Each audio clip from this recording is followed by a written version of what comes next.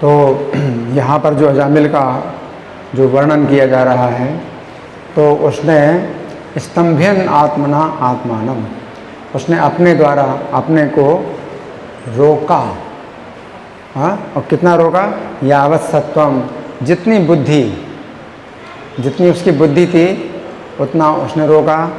यथाश्रुतम, और जितना अधिक सुना था तो उसके अनुसार भी उसने अपने को रोका।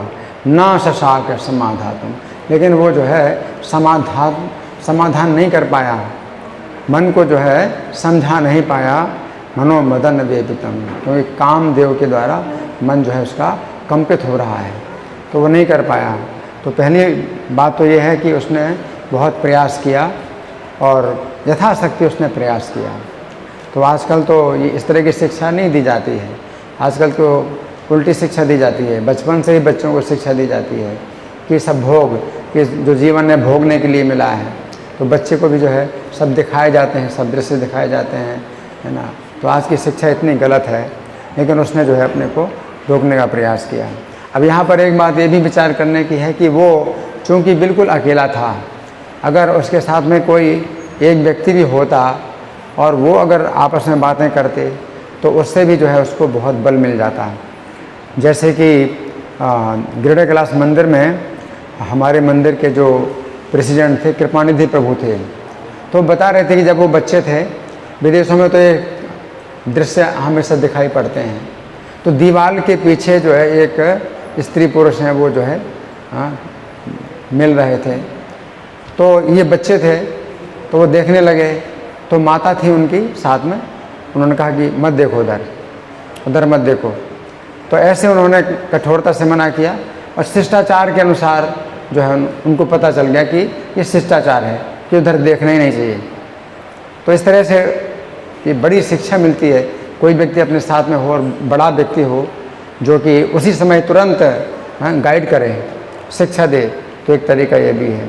कदम कानन अभी तो महाराज हैं, पहले जो है प्रभु थे और गृहस्थ थे, तो वो प्रेसिडेंट थे वृंदावन मंदिर के। तो हम लोग उनके साथ में चल रहे थे, कई भक्त उनके साथ चल रहे थे, तो देखा कि एक विदेशी माताजी थी, तो बेंच पर बैठी थी, उनके सामने बेंच पर एक जो है स्वीपर बैठा हुआ था, और वो जो है माताजी जो है उसकी तरफ देख के आकर्षित हो रही थी।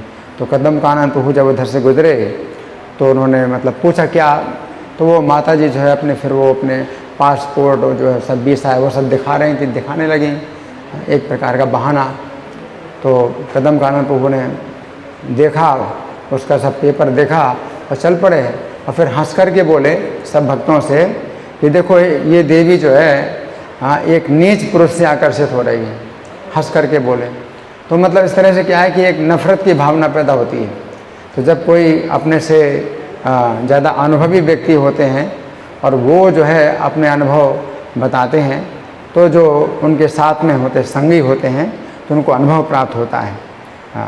तो अजामिल को इस तरह की शिक्षाएं नहीं मिली, क्योंकि उस समय ऐसा समय नहीं था कि ऐसे दृश्य हमेशा दिखाई पड़ें। अब आजकल ऐसे दृश्य दिखाई पड़ते हैं तो हम लोगों को हमेशा चेतावनी दी जाती है कि ऐसे दृश्य दिखाई पड़ते हैं तो आप जो है संभल के रहो। तो और श्रीमद् भागवत में भी जो है कुछ श्लोक ऐसे हैं जो प्रभुपाद ने उद्धृत किया, या मैथुनादि गृह में यदि सुखम तुच्छम, तो ये जो है तुच्छ सुख है।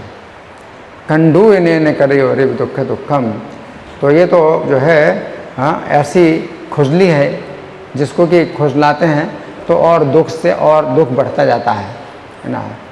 तो इस तरह के जो श्लोक हैं श्रीमद् भागवत के, तो इनका अभ्यास भक्त लोग करते हैं।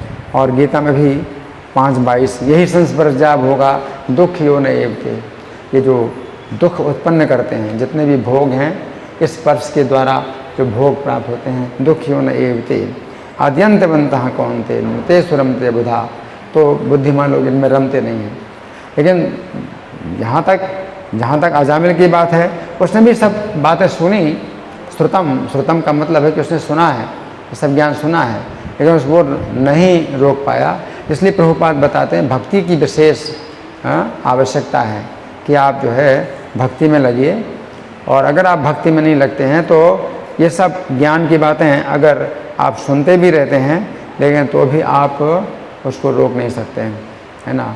तो जैसे अम्बरीश महाराज की बात बताई कि अपने सभी इंद्रियों को भगवान की सेवा में लगाया, है ना। तो अब हम लोग बड़े जो है भाग्यशाली हैं कि भक्तों की संगति में रहते हैं और ये सब जो है सुनते हैं, श्रवण कीर्तन करते हैं और भक्तों की संगति में ये सब कथाएं हम भी सुनते हैं, है ना। तो अगर कोई व्यक्ति अकेले भी अगर मान लीजिए इस कथा को पढ़ता है, सुनता है, अजामिल की ही कथा क्यों ना हो, अकेले ही अगर पढ़ता है, तो उसका भी मन जो है वो हो सकता है, मन विचलित हो सकता है। लेकिन जब भक्तों की संगति में हम सुनते हैं तो फिर जो है हमें पूरा बल मिलता है और एक दूसरे के द्वारा हम सुन करके जो है अनुभव प्राप्त करते हैं। तो इसलिए सुनना बहुत आवश्यक है। अगर आप केवल पढ़ते हैं तो पढ़ने से आपका लाभ ज़रूर होता है, लेकिन जब एक दूसरे के साथ हम विचार करते हैं, एक दूसरे के साथ सुनते हैं, एक दूसरे को बताते हैं, तो ये जो एक दूसरे का संग मिलता है सुनने का और बताने का, तो ये जो है मतलब बहुत रक्षा करता है। इसलिए प्रभुपाद ने भक्तों का संघ बनाया है ना, society, international society for Krishna consciousness. तो कृष्ण के संबंध में चर्चा करने के लिए सोसाइटी है ना। और प्रभुपाद ने भी कहा कि अकेले भक्ति नहीं होती, आप अकेले रहें तो आपका भजन नहीं होगा। वो भजन अगर एकांत में करना है तो बहुत ऊंचे धरातल के कोई व्यक्ति हो जो कि एकांत में भजन कर सकते हैं, हरिदास ठाकुर जैसे जो ऊंचे स्तर के हैं, तो एकांत में भजन नहीं होता। तो हमें हमेशा भक्तों के संग में रहना चाहिए और इसी में ही सुरक्षा है। हरे कृष्ण।